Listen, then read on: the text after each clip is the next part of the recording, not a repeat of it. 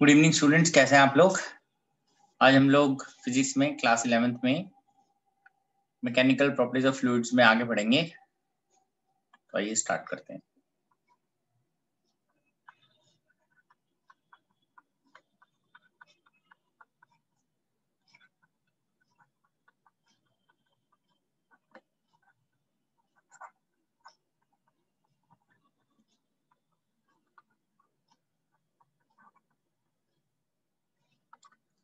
Last class में हमने venturimeter तक डिस्कस किया था। तो आइए आगे बढ़ते हैं। क्वेश्चन से हम स्टार्ट करते हैं।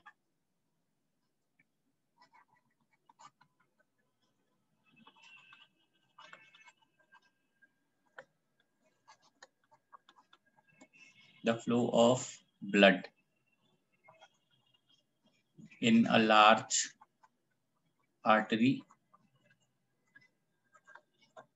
of an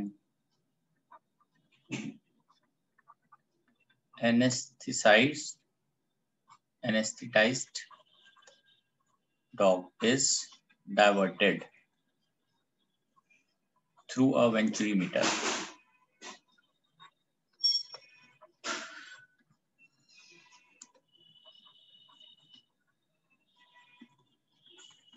The wider part of meter has a cross section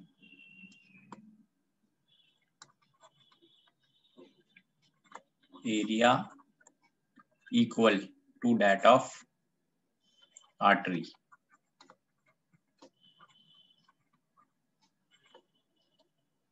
A is equal to 8 mm square. The narrower part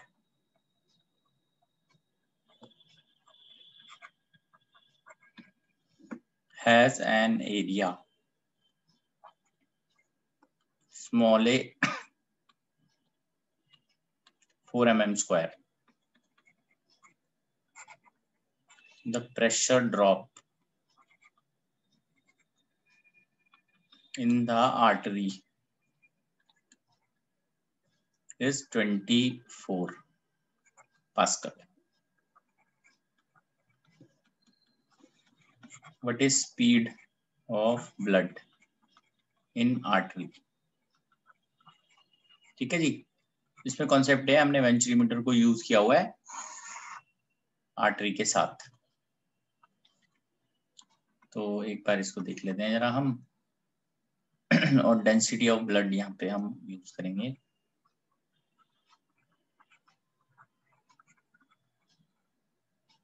Density of blood is 1.06 10 raised to the power 6 kg per meter cube. Using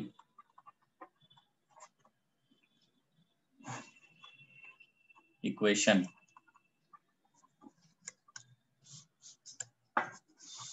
इसकी equation हम लोग देख लेते हैं।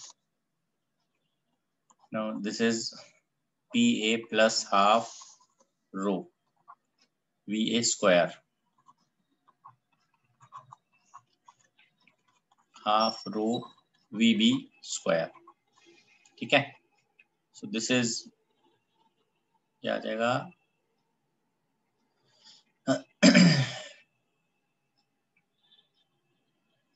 इसको इस तरह से लिखते हैं, narrower part and wider part.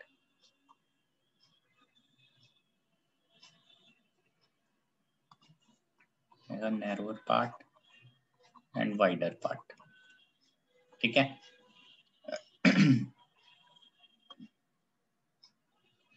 now area of wider part is 8 mm square. Area of narrower part is 4 mm square. Also, velocity of narrower into area of narrower, velocity of wider area of wider. Therefore, ये value आ जाएगी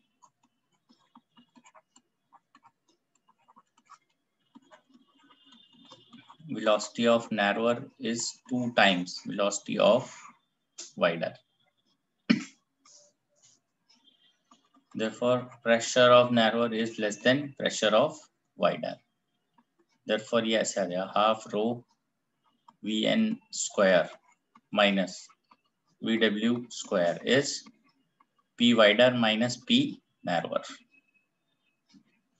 Half into rho, this is 2 Vw का square minus Vw square. ये आ जाएगा 24 pascal.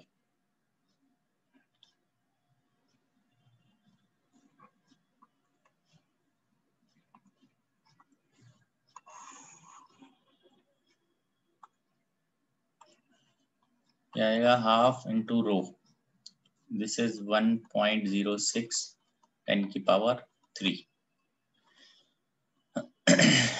This is 4 minus 1 Vw square 24.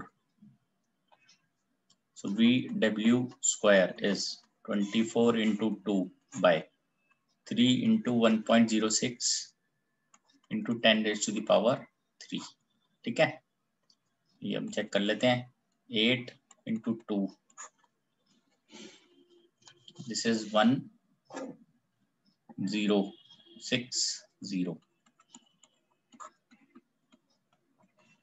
V of W is 161080 metre पर second. ठीक है, इसको calculate कर लेते हैं हम, ये क्या वैल्यू आती है देखते हैं. 16 डिवाइडेड बाय 1080, 0.0148 मीटर पर सेकेंड.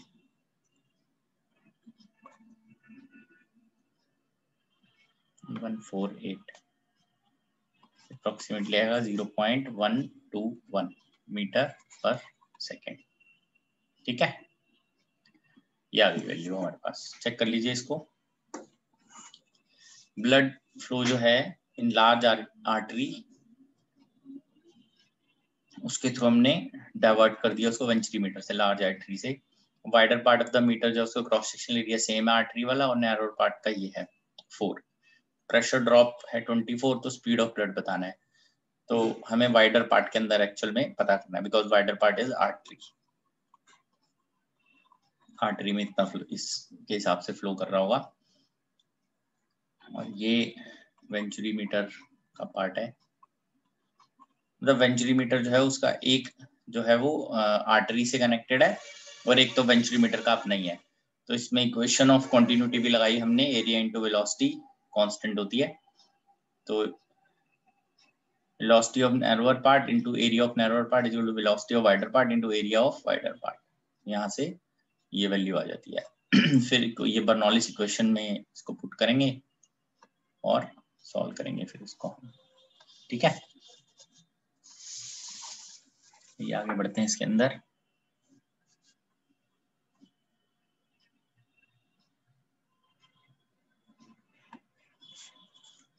आइए आगे बढ़ते हैं.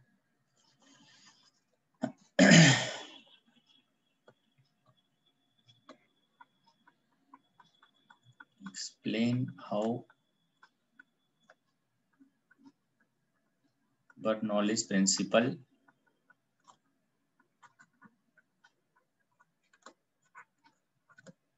helps in explaining blood flow in artery and heart attack.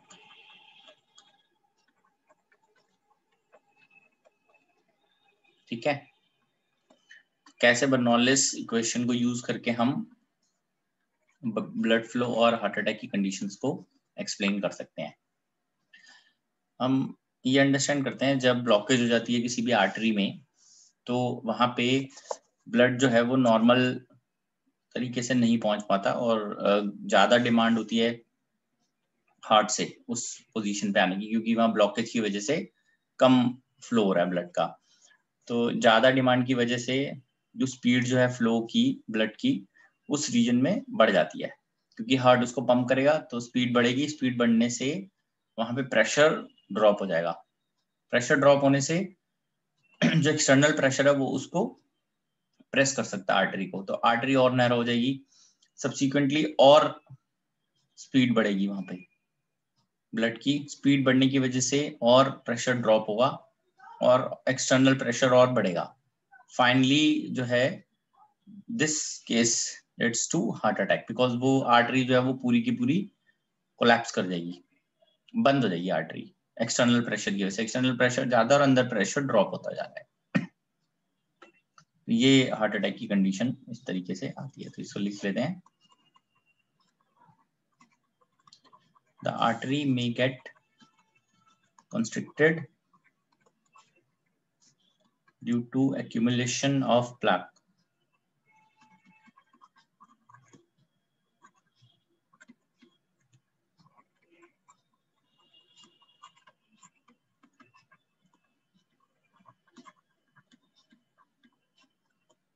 On its inner walls. Inner walls पे प्लैक की वजह से आर्टरी में कंस्ट्रिक्शन है। Now in order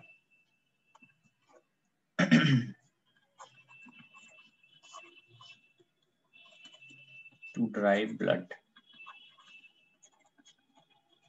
through constriction,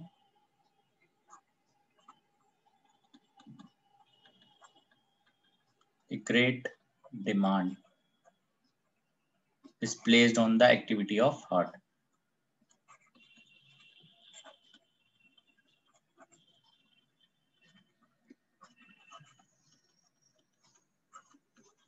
ठीक है, हार्ट से ज्यादा डिमांड है ब्लड की, so speed of the flow, speed of flow of blood in this region is raised, which lowers the blood pressure inside the artery.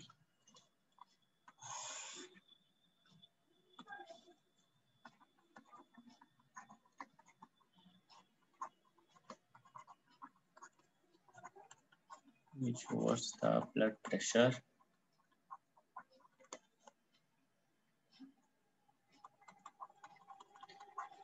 inside and artery may collapse. ठीक है, due to external pressure.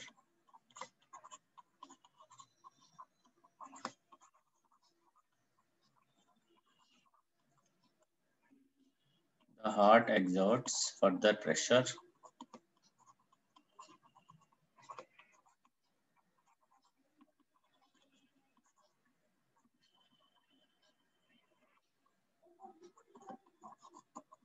to open this artery.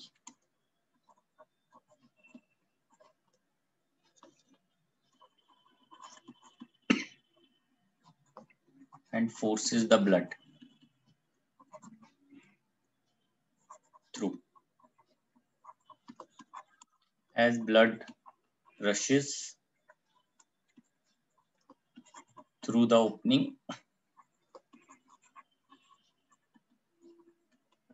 the internal pressure once again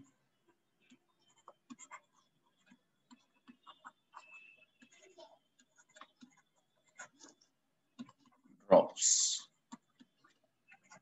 due to same reasons,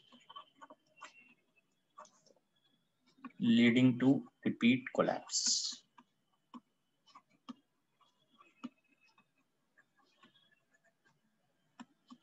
ठीक है, so this may result in heart attack. Clear हुआ आपको? तो basically जहां पे artery constricted है वहां प्लैक डिपॉजिट हुआ है, वहां से जब भी फ्लो करेगा ब्लड तो उसकी स्पीड वहां पे ज्यादा होगी, इसकी वजह से वहां पे प्रेशर ड्रॉप होता है। प्रेशर ड्रॉप होने की वजह से आर्टरी कोलैप्स हो जाती है, क्योंकि एक्सटर्नल प्रेशर ज्यादा, इंटरनल कम हो गया। फर्दर और डिमांड बढ़ जाएगी वहां ब्लड की, जिसकी वजह से स्पीड और बढ़ेगी और इंटरनल प्रेशर और ड्रॉप होगा, जिसकी वजह से हार्ट अटैक हो सकता है यहाँ पे। ठीक है, तो ये एक एक्सप्लेनेशन थी बर्नौलीज प्रिंसिपल को यूज करके। आगे बढ़ते हैं हम। नेक्स्ट है dynamic lift.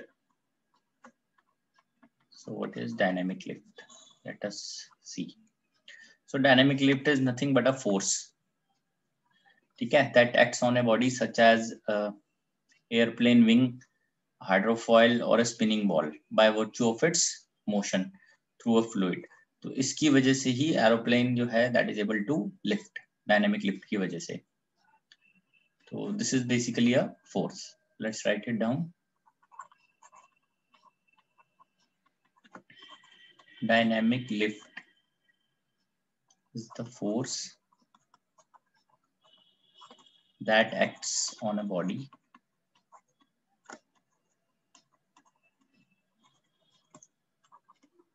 such as airplane wing. Airplane wing पे लगता है हाइड्रोफॉइल और स्पिनिंग बॉल। स्पिनिंग बॉल के ऊपर भी लगता है ये, by virtue of which of its motion through a fluid.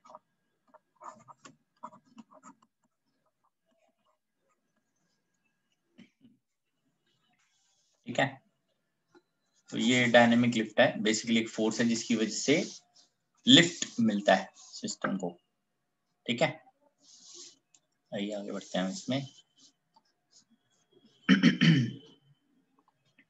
एक ही केस हम देख लेते हैं इसमें। Ball moving with spin. So this is basically application of Bernoulli's principle again.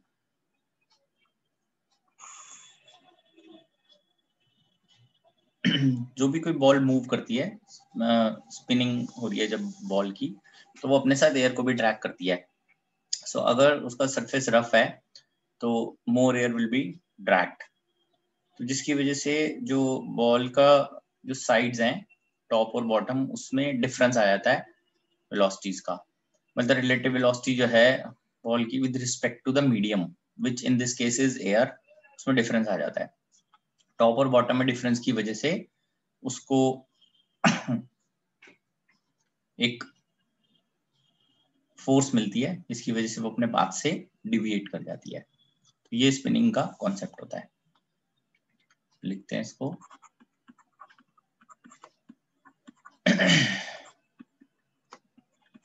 ball which is spinning drags air along with it.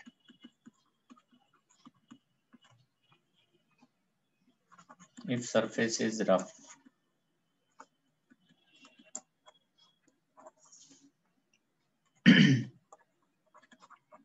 more air will be dragged.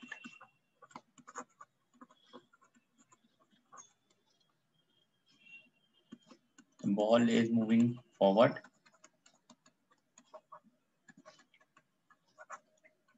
and relative to it, air is moving backward.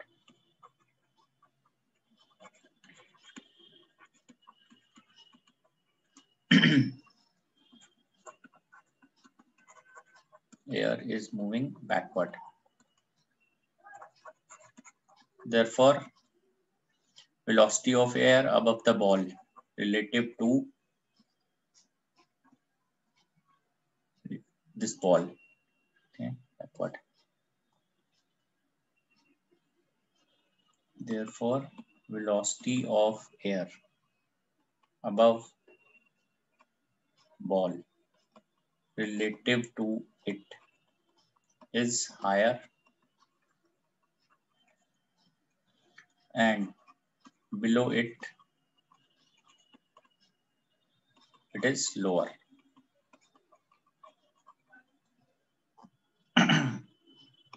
This difference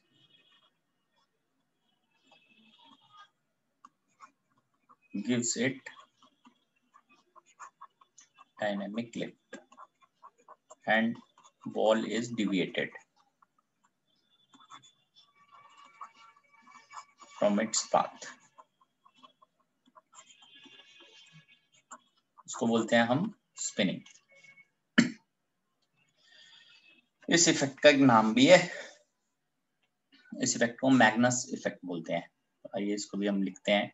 basically clear हो गया spin क्यों होती है ball. So it spins due to difference in velocity, relative velocity of air with respect to ball at the top and bottom of ball. जब ball move करती है तो ball के ऊपर टॉप पे और बॉटम पे there is a difference in speeds. Due to this difference in speeds pressure difference आ जाता है और बॉल लिफ्ट हो जाती है, डिविएट हो जाती है अपने पाथ से. Magnus effect.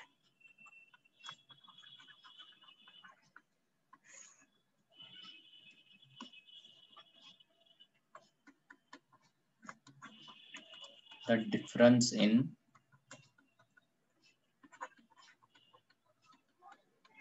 velocities of air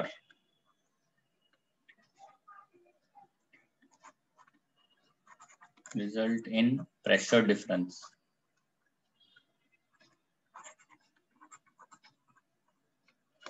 between lower and upper faces.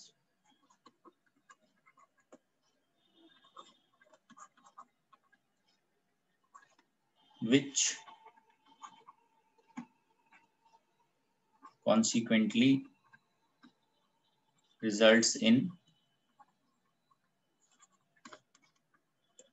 upward force.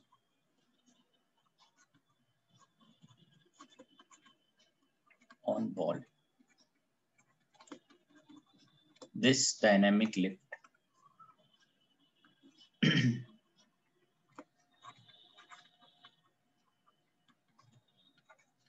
this dynamic lift due to spinning is called Magnus effect. ठीक है. मैग्नस इफेक्ट आ जाता है, आपको मालूम होना चाहिए कि क्या है बेसिकली मैग्नस इफेक्ट. ठीक है.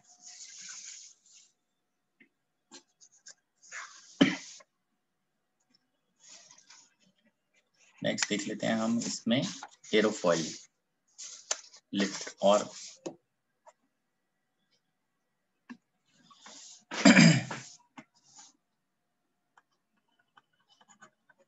explain Bernoulli's principle on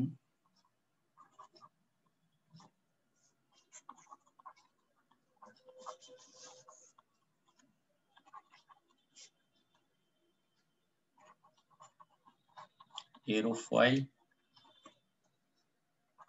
or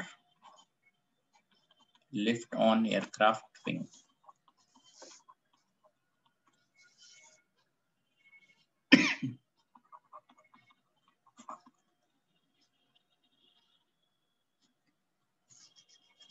basically जो एरोफॉइल है वो इस शेप में इस तरह से होती है.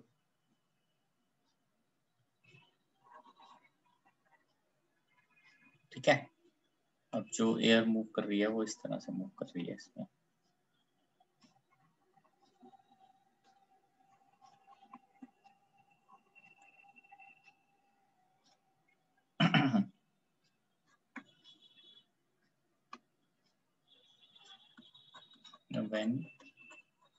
बेसिकली इसमें भी क्या है, ऊपर और नीचे डिफरेंस आने की वजह से, जैसे टॉप मोस्ट पॉइंट पे वेलोसिटी ज्यादा होती है, लो मोस्ट पॉइंट पे वेलोसिटी कम होती है, नीचे प्रेशर ज्यादा होता है, ऊपर कम हो जाता है, तो एक डायनामिक लिफ्ट मिल जाती है. So when aerofoil moves against the wind,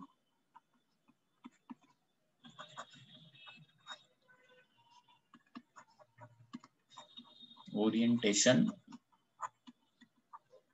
of wing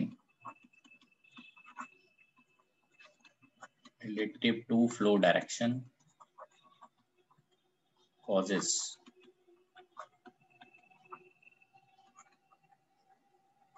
the streamlines to crowd together.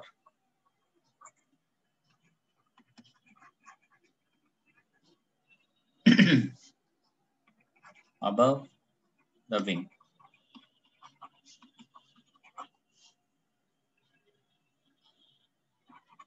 And below it. Above the wing more than below it.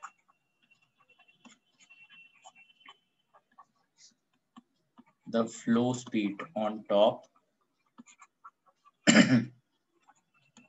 is higher than below it. Simply understand करना है. जो aerofoil है designing उसकी ऐसे होती है या aircraft wing की कि उसमें ऊपर की तरफ वेलोसिटी ज्यादा होती है एयर की और नीचे की तरफ वेलोसिटी कम हो जाती है. There is an upward force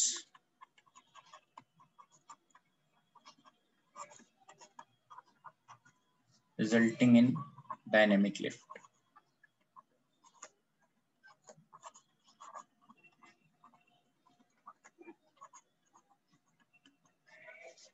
Of wings, and this balances weight of plane. Basically ये जो लिफ्ट है इसकी वजह से वेट जो है प्लेन का बैलेंस होता है तभी वो लिफ्ट हो पाता है. ठीक है. तो बेसिकली ये बर्नौलीज प्रिंसिपल पे बेस्ड है डायनेमिक लिफ्ट भी. तो आइए अब डायनेमिक लिफ्ट जो है उसको हम पता करते हैं कि क्या वैल्यू आती है.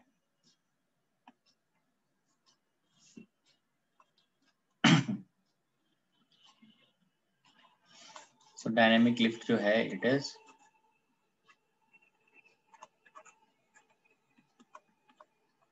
Difference in pressure multiplied by area of wings जिन पे लग रहा है. This is dynamic lift. This is force.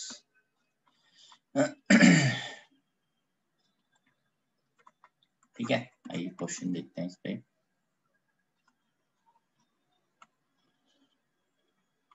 This is question number 2. This is 3. This is 4.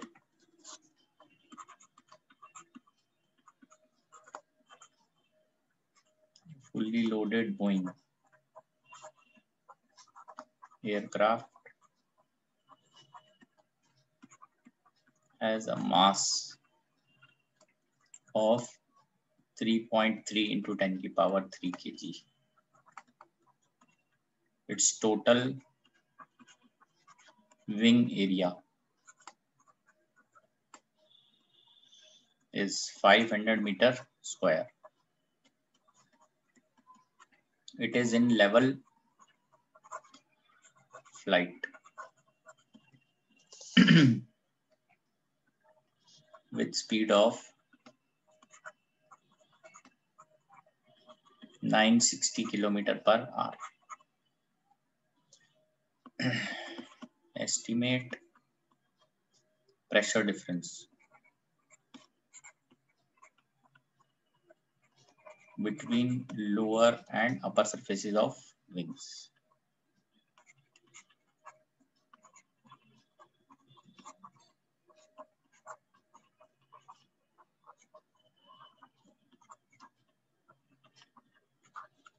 B part.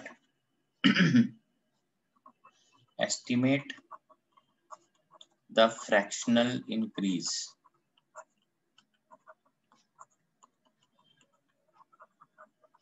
in speed of air on upper surface of wing relative to lower surface.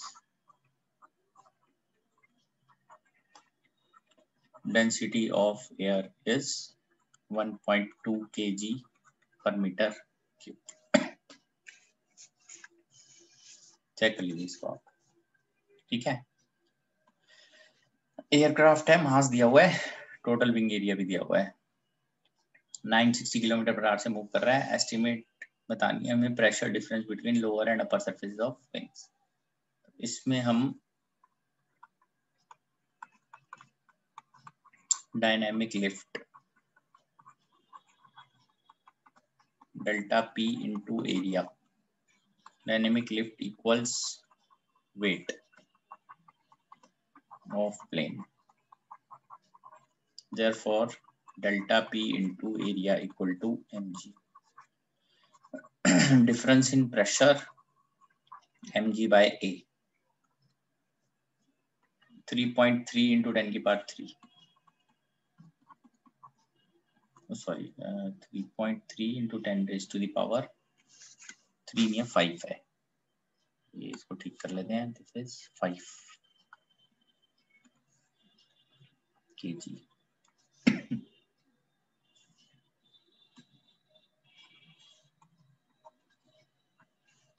10 raised to power 5 into 9.8 by 500 Newton per metre square. ठीक है, ये हम देख लेते हैं. इसमें इसको 2 से मल्टीप्लाई कर देते हैं, 9.8 इंटू 2 बाई 2, 1000 हो गया ये तो, newton per metre square. This is 9.8 multiplied by 2 multiplied by 3.3, this is 64.68 into 10 raise to the power 2 newton per metre square. ठीक है, ये वैल्यू आ गई फर्स्ट पार्ट की, A part. Now what is B part? Fraction increase in speed of air on the upper surface of wing relative to lower surface. तो ऐसे लिखते हैं इसको, P upper plus half rho V upper का square, P lower plus half rho V lower का square. ये आ जाएगा half rho V upper का स्क्वायर माइनस V lower का square, P lower minus P upper, this is delta P.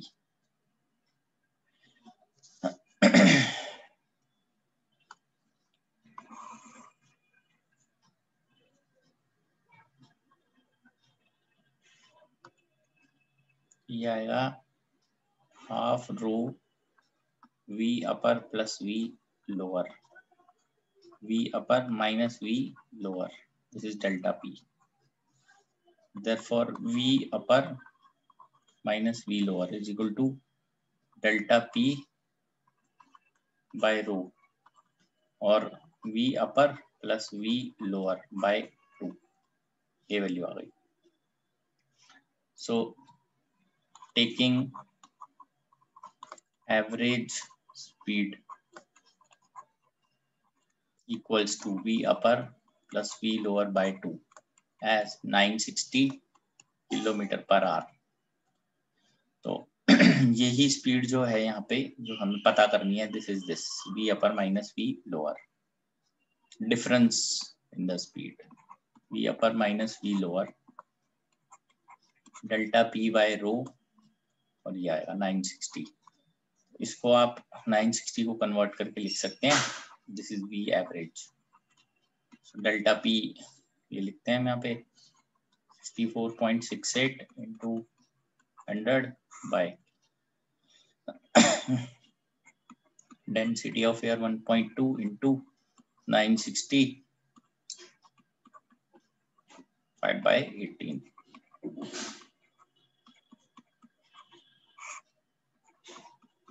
ये आ गया 960. ठीक है, मीटर पर second. 6468 into 18 divided by 6 divided by 960, 20.21.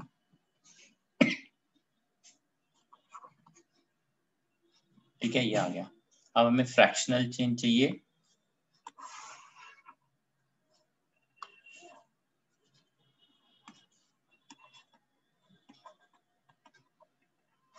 fractional increase V upper minus V lower by V average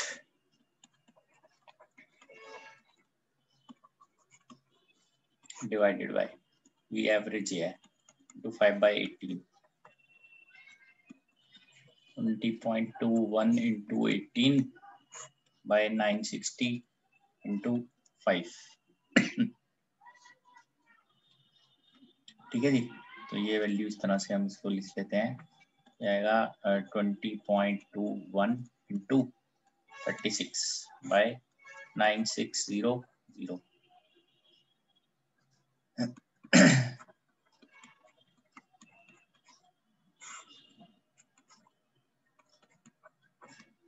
ठीक है जी। ये बनेगा 20.21 into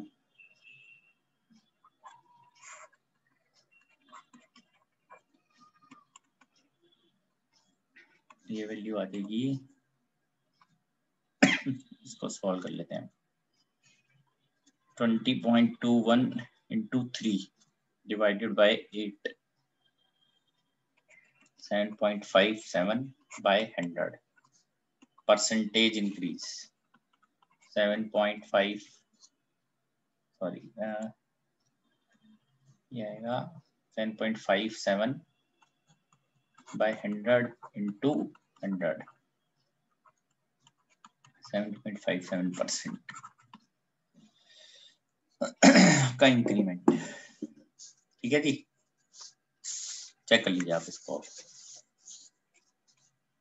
पहले डायनेमिक लिफ्ट से हमने स्टार्ट किया। डायनेमिक लिफ्ट में हमने फॉर्मूला लिखा था pressure, change in pressure multiplied by area. वो हमें डायनेमिक लिफ्ट का फॉर्मूले को अप्लाई करके मिल जाता है। उसको हम equal to weight of the plane करते हैं, वहां से चेंज इन प्रेशर मिलता है। उसके बाद हमने बर्नौलिस इक्वेशन लगाई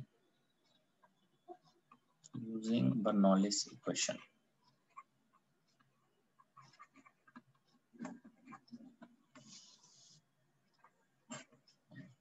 और जैसे बोला हुआ था उसके अंदर वो हम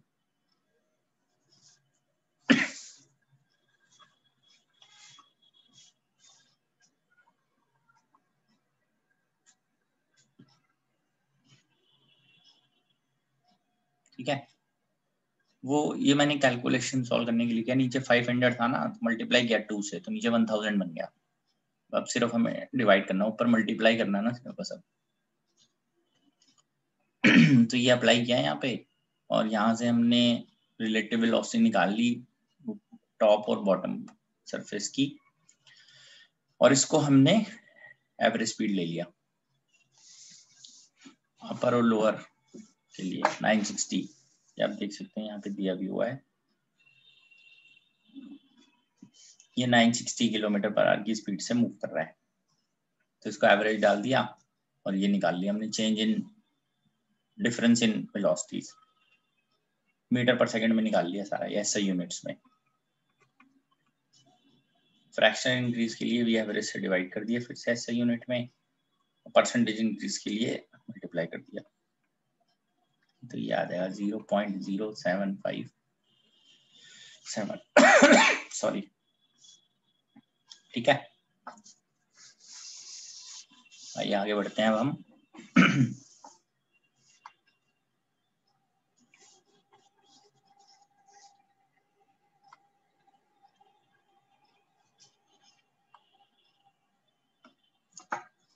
नेक्स्ट हम देखते हैं steady flow. What is steady flow?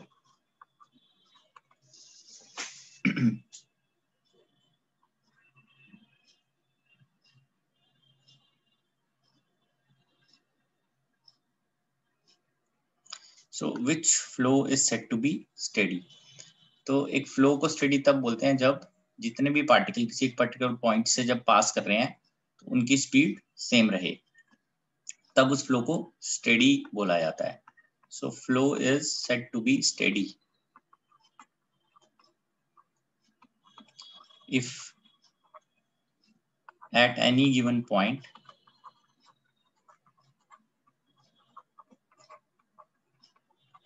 the velocity of each passing fluid particle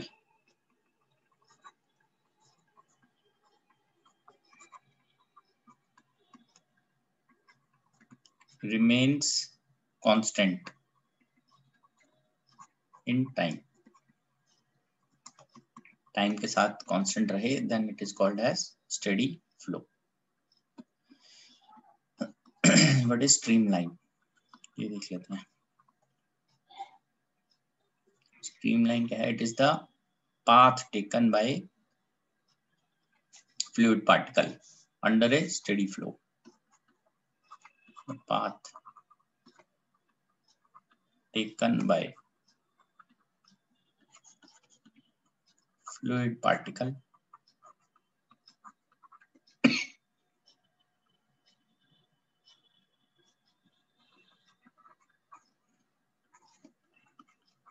under a steady flow is called streamline.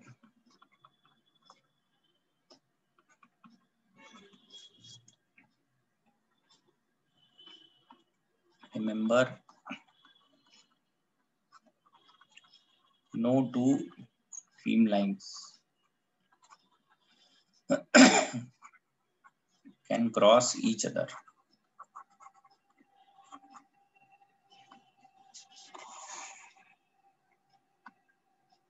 ठीक है जी. Then comes laminar flow.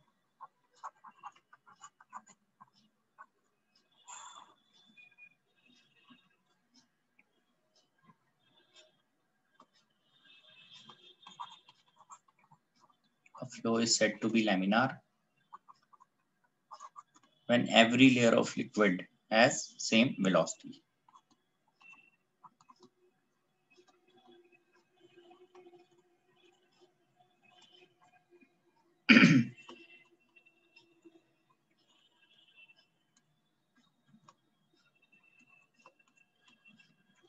जब सब लेयर्स की सेम वेलोसिटी होती है, then it is said to be laminar.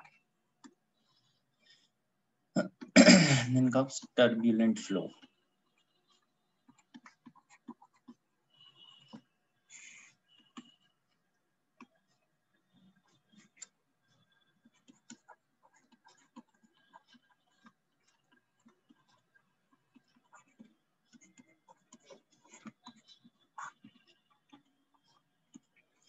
The flow is said to be turbulent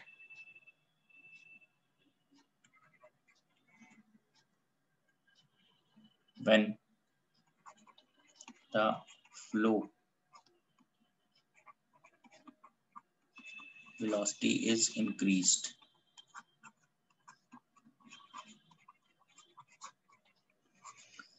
beyond a critical value.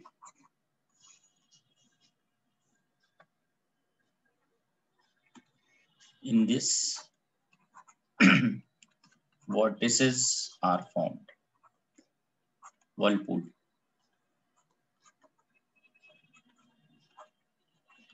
ठीक है. Turbulent flow वो है जब स्पीड जो होती है वो एक क्रिटिकल वैल्यू से ज्यादा हो जाती है, तब फ्लो को टर्बुलेंट बोलते हैं. और उस समय वॉर्टिसेस भी फॉर्म होते हैं. वहां पे वॉर्टिसेस फॉर्म हो जाते हैं.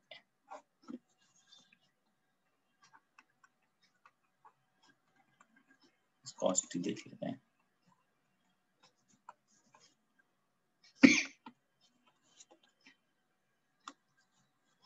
विस्कोसिटी क्या, बेसिकली लिक्विड फ्रिक्शन है जो अगर कोई सॉलिड जो है वो लिक्विड सरफेस पे मूव करता है तो उसके ऊपर एक विस्कस ड्रैग लगता है. तो जो विस्कस ड्रैग लग रहा है उस फिनोमेना को हम विस्कोसिटी का नाम देते हैं. तो इस केस में ऐसा समझते हैं, most of fluids are not ideal one and offer resistance to motion.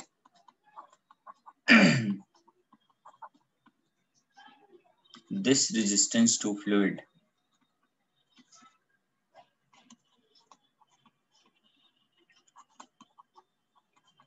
this resistance to fluid motion is like internal friction and analogous to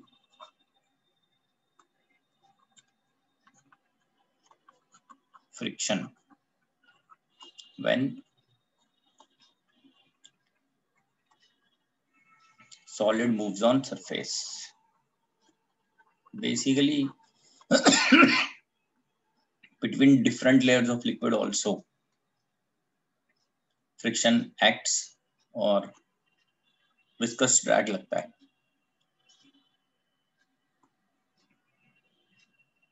And analogous to friction,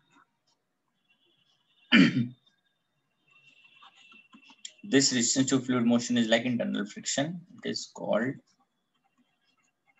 viscosity.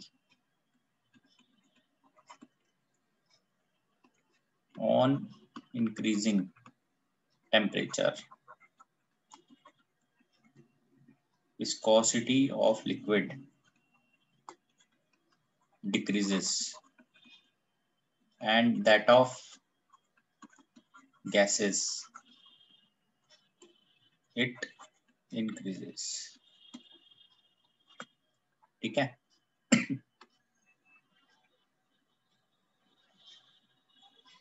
तो विस्कस ड्रैग एक बार देख लेते हैं हम क्या है.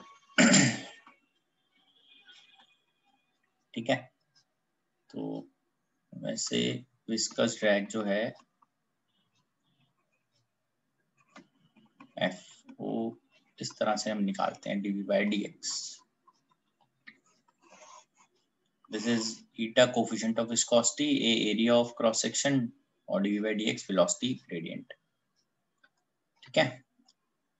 इसको हम नेक्स्ट क्लास के अंदर डिराइव करेंगे और अच्छे से एक्सप्लेन करेंगे. तो आज के लिए हम इतना ही करते हैं. Thank you.